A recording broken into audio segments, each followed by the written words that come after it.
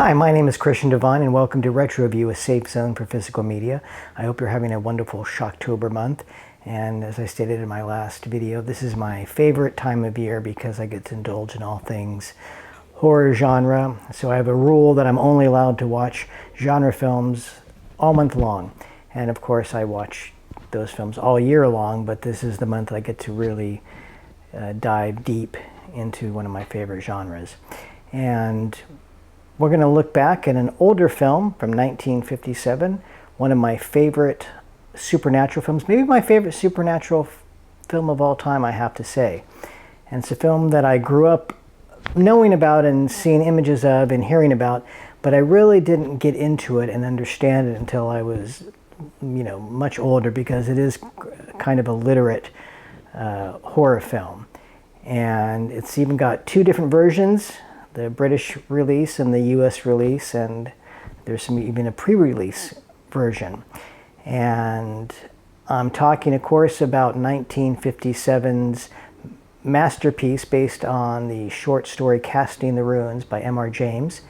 And this is Night of the Demon, aka Curse of the Demon. Skeptical? Don't make up your mind till you see this masterpiece of macabre magic. Because, after all, evil supernatural creatures really do exist.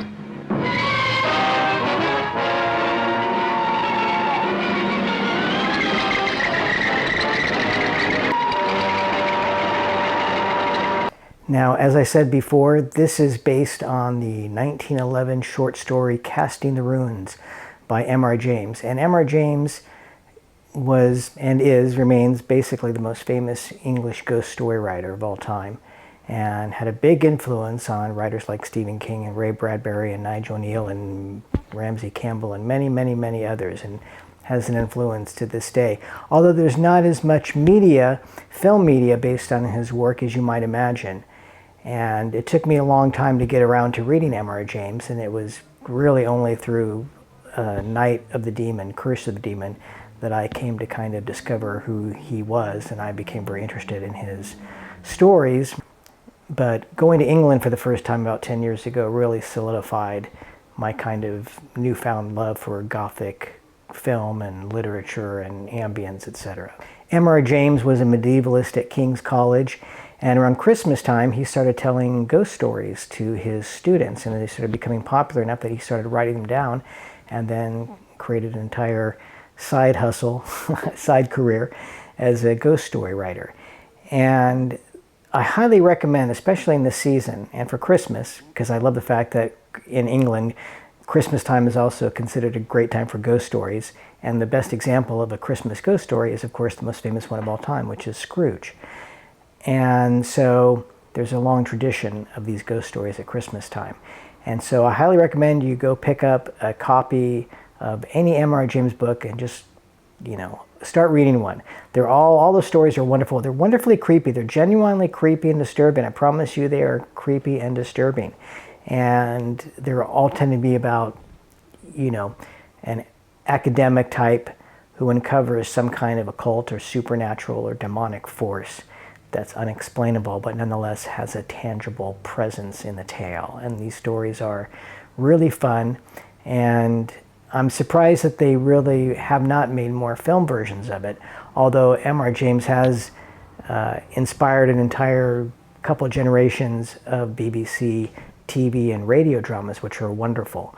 And the best being 1968's Whistle and I'll Come to You, starring Michael Hordern, which I believe is honestly probably the best ghost story ever filmed, maybe next to The Innocents. And Whistle and I'll Come to You is incredibly creepy, has a genuinely unique way of presenting the spirits in the film that I think is just, I'm surprised nobody's ripped it off, honestly, if, filmmakers today, because there's a lot they could take from it. You can watch it on YouTube.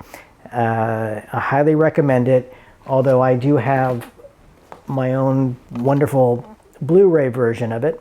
Ghost Stories for Christmas, Volume 1 from the BBC.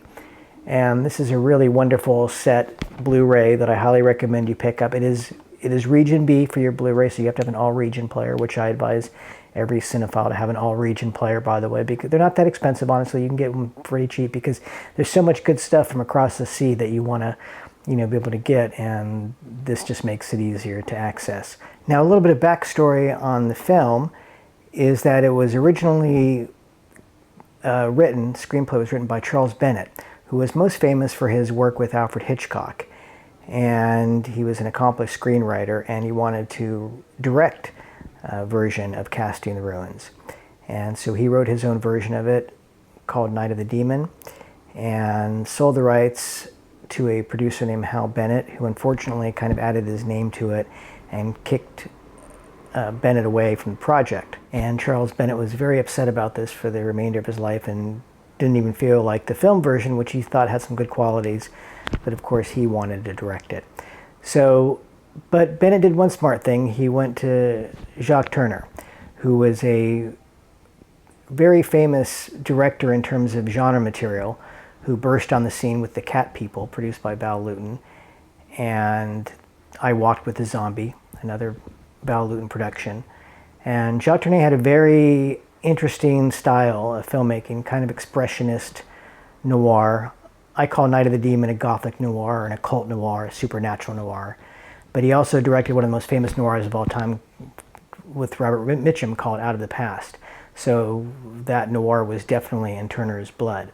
And he also favored a much more subtle, probing approach and mysterious approach to the supernatural, although he completely believed in it. He was a very firm believer in the supernatural, and that comes through in his films in the intelligent way that he presents them. And he does a wonderful job with Night of the Demon. It's a wonderful film that kind of is about the battle between science and the occult, and the nature of reality and illusion. And in many cases you can say, is this happening, is this not happening, and that it's a little bit open to interpretation, although in the film probably not at some point, since you actually do see the title demon, which is a very controversial figure in genre history.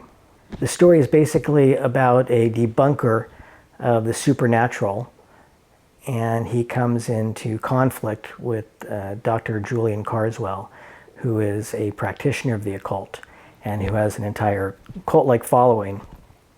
And this Dr. Holden is going to expose him as a fraud.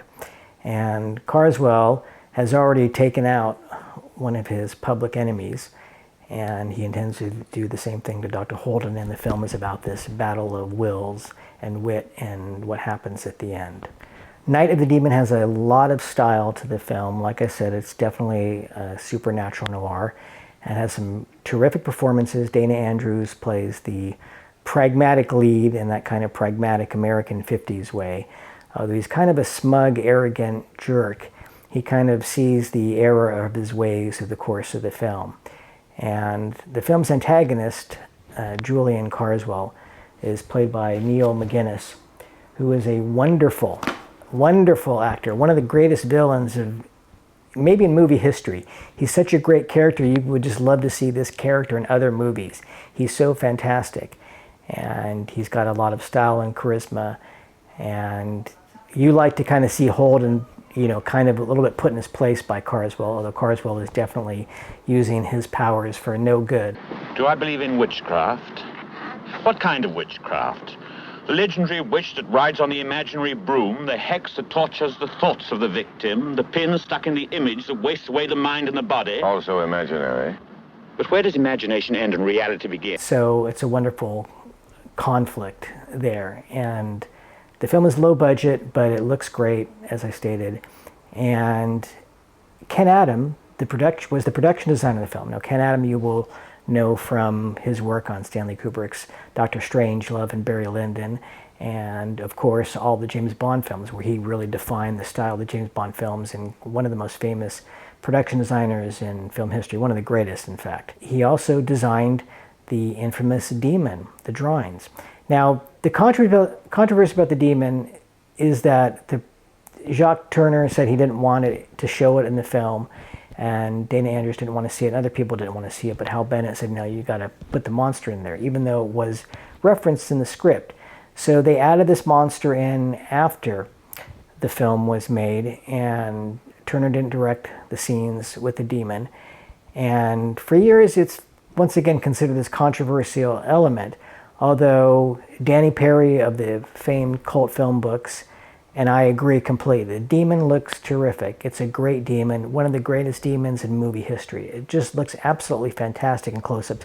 Maybe it's not done, effects-wise to, obviously, to the kind of degree that we have today. And in fact, they wanted Ray Harryhausen, the stop-motion master, to do the demon, which would have been amazing. But I think what they did on their budget and their looks, it's pretty great. And I love the demon. I think it's fantastic. I'm all for it. Now, the other interesting thing about the film is that there are a few different versions of it. There's a pre-release version for the UK, and then the post-release version that was edited slightly, and then the US version, which was retitled Curse of the Demon, because apparently the studio didn't want to have Night of the Demon confused with another film called Night of the Iguana.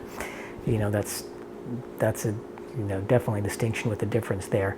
I prefer the title Night of the Demon. That just sounds just cooler. Curse of the Demon, although that's stuck in my head, so every time I say night, I want to say curse. That's how dominant it is in our genre DNA growing up as a monster kid.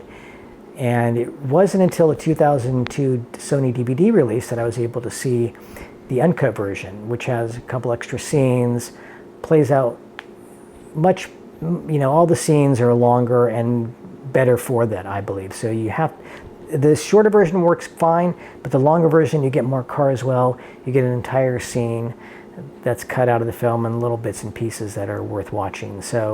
And the first time I went to Paris to start working for the video game Life is Strange, around 2014, I was very excited to find this inside of a video store.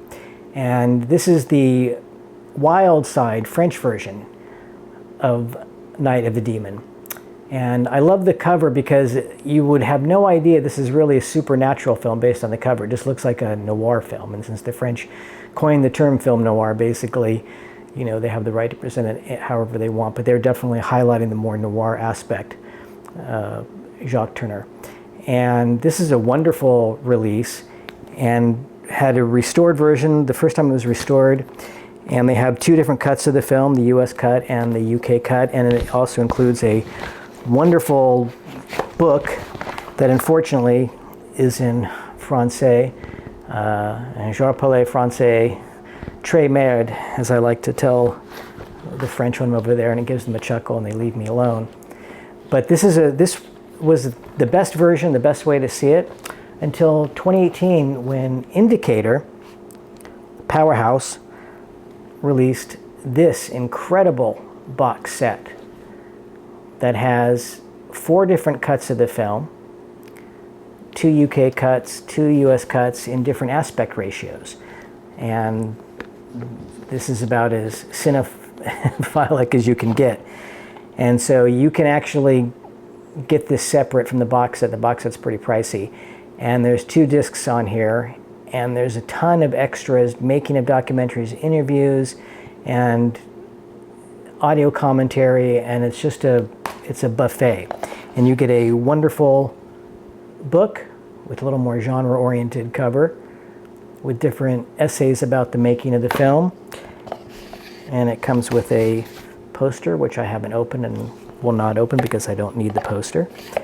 And so you can pick this up, the Indicator, just the 2-disc set, for about $20, $23, depending on where you pick it up from. So highly recommend you get it. It is an all-region release, so it will play in your Blu-ray player everywhere, which is fantastic. And the picture quality it's based on a BFI restoration, so it's much more detailed than the Wild Side French version. But I'm not going to give you any spoilers because I want you to experience the film if you've never seen it before.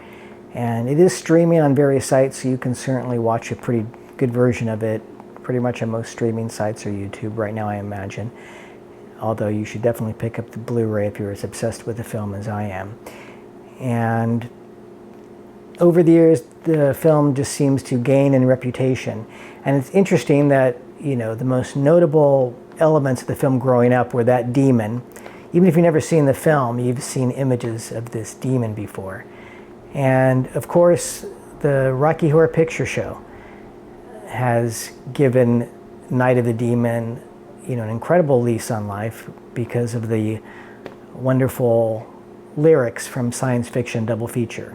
Dana Andrews said prunes gave him the runes, and passing them used lots of skill. Dana Andrews said prunes gave him the ruins, and passing them used lots of skill. I think that is an incredibly clever occult scatological line that also sums up the mystique of Night of the Demon. And Richard O'Brien certainly gets the mystique of the movie as much as anybody. So thank you so much for retro viewing.